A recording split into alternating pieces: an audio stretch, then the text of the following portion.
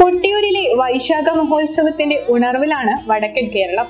ചടങ്ങുകളിലെയും പൂജാരീതികളിലെയും വ്യത്യസ്തമായ ശൈവ രീതികൾ ഇവിടേക്ക് ആളുകളെ ആകർഷിക്കുന്ന പ്രധാന ഘടകമാണ്.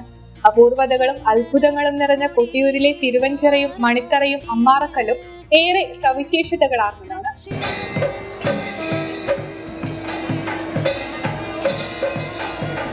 സതീദേവിയുടെ ദേഹത്യാഗത്തിന് ശേഷം വീരഭദ്രനും ഭൂതഗണങ്ങളും യാഗശാല നശിപ്പിക്കുകയും ഭൃഗുമഹർഷി സൃഷ്ടിച്ച ഭൂതഗണങ്ങളെയും ഭടന്മാരെയും നിഗ്രഹിക്കുകയും ദക്ഷ പ്രജാപതിയെ കഴുത്തറുത്ത് കൊല്ലുകയും ചെയ്തപ്പോഴുണ്ടായ രുധിരം അഥവാ രക്തം തളം കെട്ടി നിന്ന വലിയ ചിറയാണ് രുധിരം ചിറയെന്ന് വിശ്വസിക്കുന്നു.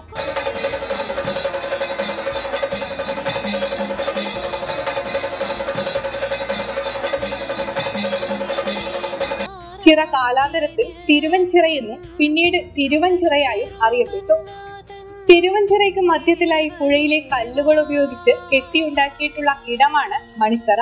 ഈ ദേവസ്ഥാനങ്ങളെ മറച്ചുകൊണ്ട് തിരുവഞ്ചിറയിൽ താൽക്കാലികമായി നിർമ്മിക്കുന്ന ക്ഷേത്രത്തിലാണ് വൈശാഖോത്സവം നടക്കുന്നത്.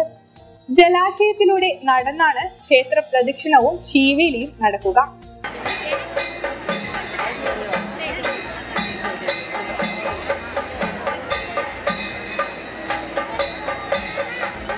തിരുവഞ്ചിറയിൽ ഒരിക്കലും വറ്റാത്ത ഒരു നീരുറവയും അതിനടുത്തായി ഒരു അരയാലും തറയുമുണ്ട്. വൃത്താകൃതിയിൽ തിരുവഞ്ചിറയുടെ മധ്യഭാഗത്തായി തുരുത്തുപോലെ ഉയർന്നു നിൽക്കുന്ന സ്ഥലത്താണ് മണിത്തറയും വാളറയും തിടപ്പള്ളിയും സ്ഥിതി ചെയ്യുന്നത്. കരിങ്കൽ പടുതികളാൽ നിർമ്മിക്കപ്പെട്ട മഹനീയ സ്ഥാനമാണ് മണിത്തറ. മണിത്തറയിൽ പടുകുഴി എന്ന് പറയുന്ന പ്രത്യേക സ്ഥാനത്താണ് സ്വയംഭൂ സ്ഥിതി ചെയ്യുന്നത്.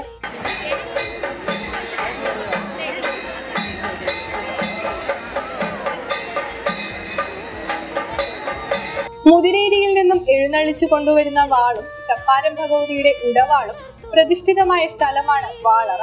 വാളറ കഴിഞ്ഞുള്ള ഭാഗമാണ് ഭണ്ഡാരയറ. വാളറയുടെ തൊട്ടുകിടക്കുന്നത് തിടപ്പള്ളിയും ഉപശാല പൂവറയുമാണ്. സതീദേവി അന്തർദാനം ചെയ്ത സ്ഥലമാണ് അമ്മാറക്കല്ല്. ദേവി സങ്കല്പ സ്ഥാനമായി കരുതി പൂജാതി കർമ്മങ്ങൾ അനുഷ്ഠിക്കുന്ന ശിലാഖണ്ഡമാണിത്.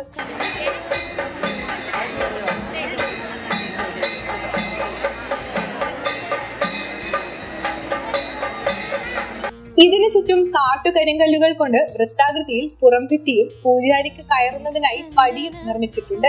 വളരെ പഴക്കമേറിയ ഒരു വിളക്കിന് മുകളിൽ വലിയ ഓലക്കുടയും കാണാം. ശീവേലിക്ക് ദേവിയുടെ തിടം എഴുന്നള്ളിക്കുന്നത് ഈ സന്നിധിയിൽ വെച്ചാണ്. ഭക്തജനങ്ങൾ തിരുവഞ്ചിറയിൽ നിന്ന് തൊഴുകയും കാണിക്കയർപ്പിച്ച് തൃപ്പടി തൊട്ട് വന്ദിക്കുകയും ചെയ്യും. സങ്കീർണമായ ഒട്ടേറെ ആചാരങ്ങളും രീതികളും ക്ഷേത്രത്തിലെ ഓരോ ചടങ്ങുമായും ബന്ധപ്പെട്ട് കാണാം.